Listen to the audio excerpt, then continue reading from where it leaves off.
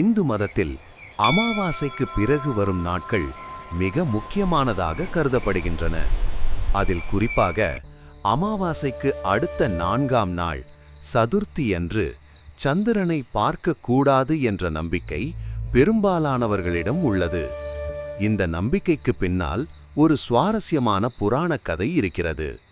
அதை பத்தி தெரிஞ்சுக்கிறதுக்கு முன்னாடி நம்ம சேனல் கந்தன் பாதை அதை சப்ஸ்கிரைப் பண்ணுங்க, பெல் ஐகானை கிளிக் பண்ணிக்கோங்க.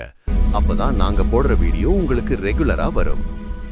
ஒரு முறை விநாயகர் அதிகமாக மோதகம் உண்டு திரும்பி வந்தபோது தடுமாறி கீழே விழுந்தார். அந்த காட்சியை பார்த்த வானில் இருந்த சந்திரன் பரிகசிப்பது போல சிரித்தான். அதை கண்ட விநாயகர் மிகுந்த கோபம் கொண்டு ஒரு சாபம் அளித்தார். இந்த சதுர்த்தி திதியில் யார் சந்திரனை பார்க்கிறார்களோ அவர்களுக்கு மித்யாதோஷம் ஏற்படும். மித்யாதோஷம் என்றால் என்ன? தவறு எதுவும் செய்யாதிருந்தாலும் தேவையில்லாத பழி, பொய் குற்றச்சாட்டு மற்றும் மானபங்கம் ஏற்படும் என்று நம்பப்படுகிறது.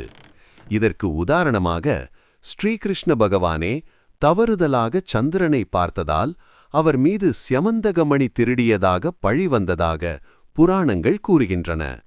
அப்படியானால் 3ஆம் நாள் திருதியை பற்றி என்ன? அமாவாசைக்கு பிறகு முதல் நாள் சந்திரன் தெரியாது.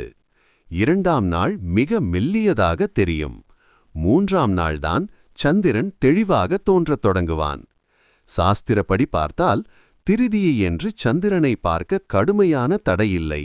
ஆனால் சில பகுதிகளில் மற்றும் சில குடும்ப வழக்கங்களில் சதுர்த்தி சாபத்தின் தாக்கம் இருக்கும் என்ற எண்ணத்தால் 3ஆம் நாளிலேயே சந்திரனை பார்க்காமல் தவிர்ப்பார்கள்.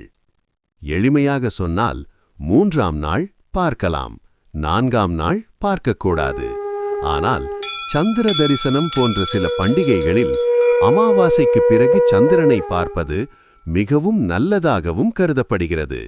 அதனால் இவை அனைத்தும் உங்கள் குடும்ப வழக்கம் மற்றும் நம்பிக்கையை பொறுத்ததே.